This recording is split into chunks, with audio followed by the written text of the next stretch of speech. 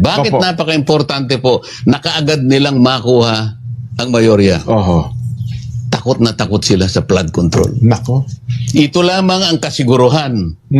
Mga babayan, sinasabi ko po ito lang ang kasiguruhan para sa kanila, para tuluyan na pong maibaon sa limot ng flood control investigation. Oho. Si Rodante Marcoleta, nung siya'y kumakandidato, wala po siya sa kalagayan na mangako. Baka wala pong maniwala sa akin. Kaibigan na lamang po siguro, kaya nila ako tinulungan. Oho. Yun Mga lang panahon na. Yes po. Pagkatapos may plunder ako dyan. Oho. Nililiwanag ko lang kung paano ang gagawin nila para lamang lusawin yung aming bilang para makuha nila ang mayorya. Ito yung punot dulo nito. Doon talaga uuwisin. Hindi sila tumitigil araw-araw. Oho. Araw-araw. Pati yung nangyari nung nakaraang huling araw nang nag-walkout sila. Oho. So Ito yung Sang-ayon po ko kay Tatay Diggs na si Kiko Pangilinan na yata ang pinaka, ayun, ayun, pinaka, basahin mo ad hominem eh. Oo nga pala, Baka sabihin hindi nila, sa akin galing, ad hominem, yan, sabi niya, si Kiko Pangilinan na yata ang pinaka-bobong abogado sa balat ng lupa. Sang-ayon po ko kay News, Tatay mga Diggs kaibigan! na si Kiko Ayan po. Nako, grabe po ito, guys. Grabe po itong mga pasabog natin ngayong araw. Happy Saturday po sa inyong lahat. Nako, eto na yung sinasabi natin. Grabe po. Takot na takot pala sila. Kaya pala pilit talaga nilang inaagaw ang pagiging SP. At pinipilit nilang baguhin ang liderato ng Senado dahil po takot na takot sila sa flood control scandal. Kasi po mga kaibigan, alam mo sa totoo, kung totoosin lang kung seryoso talaga sila dyan sa flood control scandal na yan, sa investigasyon, kalahati po mga kaibigan, kalahati po sa Congress guys, kulong. Kung seryoso kung walang halong kung walang halong politika, walang halong pera or bribery, walang halong mga suhol-suhol na yan, kalahati sa Congress mga kaibigan, kulong. Kasi ang dami pong sangkot sa flood control scandal diyan sa Kongreso. Pero nakakapagtaka lang po talaga mga kaibigan, bakit po ang majority ang target ngayon under po ng SP Cayetano? Kasi po mga kaibigan, takot na takot sila sa flood control. Sabi po ni Senator Marcoleta, bakit napaka-importante po sa mga agad nilang nakuha ang mayorya, no? Kumbaga mga kaibigan, napaka-importante po sa kanila guys na maagaw nila ang majority. 'Di ba? Maagaw nila mga kaibigan ang SP. Kasi po patungkol po ito sa na malapit na pong investigasyon guys. Ngayong next week na po, sa June 4 na po ang investigation. Magkakaalaman na po mga kaibigan. Dito po natin makikita guys kung sino talaga ang mastermind. So mamaya pag-usapan po natin yan, at syempre guys, no, pag-usapan din natin itong pag-usapan din po natin guys itong huling-huli po, itong si Senator Erwin Tulfo. Nako, ang totoong ad hominem. Ad hominem po mga kaibigan. Kasi sinabi pala nitong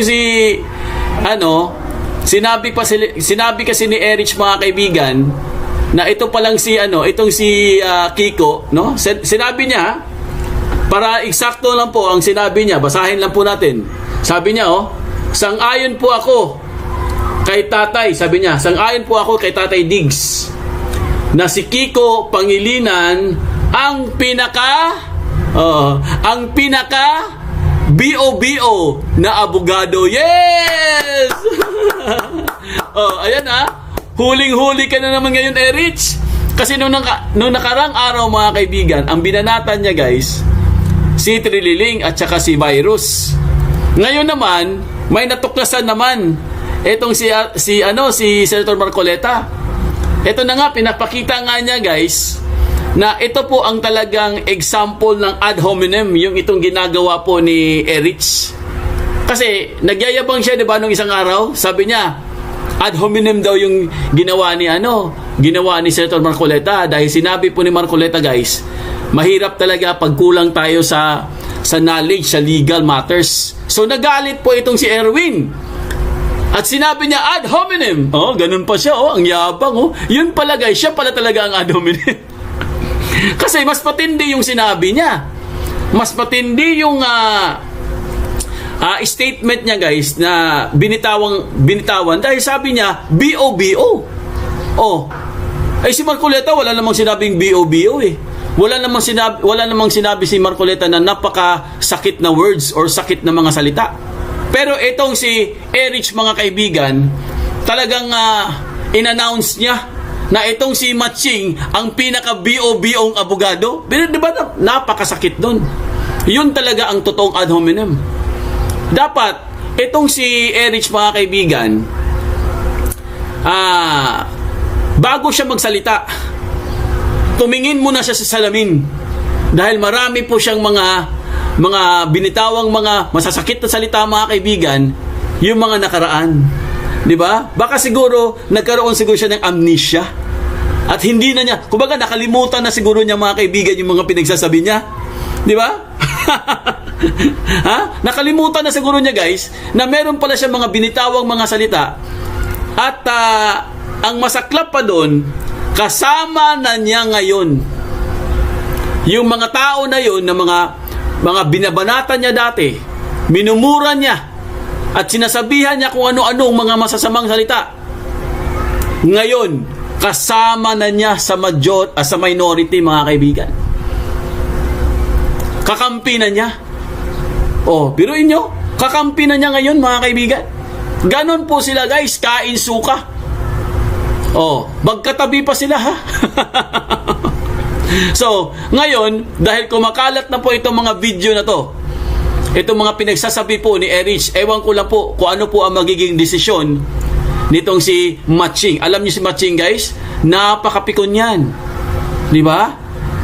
Kahit yung asawa niya, yung artistang asawa niya, na si Megastar, napakapikon nun, mga kaibigan. Grabe.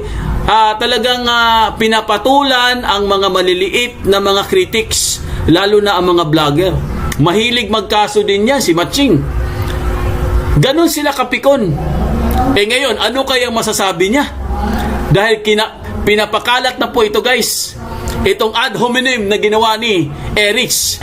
I-share ko lang sa inyo dito, ha. I-post lang po natin, mga kaibigan, para meron po kayong idea. Wait lang, ha. Ayusin lang po natin. Grabe naman talaga itong Erich na to. Bistadong-bistado ang kanyang mga pinaggagawa, mga kaibigan, no? Ito, ha. Wait lang. Para maklaro lang po nyo. Ayan po. Okay, mga kaibigan, ito na po, guys. Basahin na po natin dito. Ang nakalagay po dito, pasensya na kayo, dito ako magbabasa kasi yung main computer po namin nagloloko. Kaya dito po ako sa isa pa naming computer. Nasa baba kasi, kaya nakaganon ako, ang pagbabasa ko pababa eh. So, mga kaibigan, ito kasi nangyari diyan. Okay? Ito po, ha, basahin lang po natin itong pasabog. Basahin lang po natin itong sinabi ni Erich. Okay? Ang sabi niya, nangyari po ito, guys, November 18, 2018. So, ang tagal na, no? Ano pa, presidente pa po si former President Duterte dito. Okay? Alam mo, yung mga panahon na yun, guys, napakatapang po ng mga tulfo. Grabe. Kasi ang unang-unang nilapitan po ni dating Pangulong Duterte, guys, na media or mga media personality, si Erwin Tulfo or mga Tulfo. Nilapitan po ni Tatay Digong yan. Kaya ang mga Tulfo noon, mga panahon na yun, napakatapang nila. Grabe. Pero ngayon, anong nangyari? Anong nangyari sa mga Tulfo? Mukhang wala na po silang yagballs. Mukhang naipit na po. Ha? Mukhang naputol na po ang kanilang mga yagballs, mga kaibigan. So, ito po kasi ang sinabi niya. Basahin lang po natin, ha. Sabi niya, sabi po ni Tulfo, sang-ayon po ako kay Tatay Diggs na si Kiko Pangilinan na yata ang pinakabobong abogado sa balat ng lupa. Hindi po AI yan ha, hindi po Marites yan. Sinabi talaga niya yan. Kahit i-search nyo pa guys sa mga Facebook page, lalabas at lalabas po yung statement na yan. Sinabi talaga niya yan. Hindi po ano yan, hindi po gawa-gawa lang po. Dahil meron po talagang nakakuha ng coverage niyan na siya talaga mismo, kasi live yan eh. So ngayon mga kaibigan, kinain po niya ang kanyang sinabi guys. Ito po ang respond ni Senator Marcoleta sa kanya. Ang sabi po ni Senator Marcoleta sa kanya, yan ang pinakamabuting halimbawa ng ad hominem. Oh. At ngayon, nakisama ka pa sa kanila. Bo, grabe sa pool! Boom! Ayan, back to you. Ha? Back to you.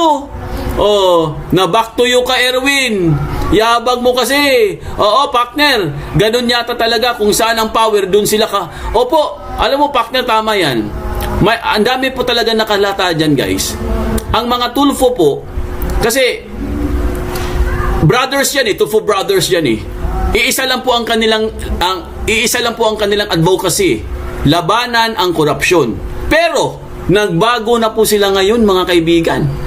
'Di ba? Nag-iba na po ang kanilang estilo guys. Mukhang hindi na po nila nilalabanan ang korupsyon. Ha? Kasi sa totoo lang kahit yung si Bitag po matapang din yan eh. Grabe, matapang din po yan mga kaibigan. Pero nagbago na rin eh. Lahat sila nagbago. Ano kaya nangyari sa kanila? Sabi nga nila guys, iba talaga pag may mga mali-maletang pera. Nako, totoo kaya ito mga kaibigan? Nako, malalaman natin yan next week. Nako!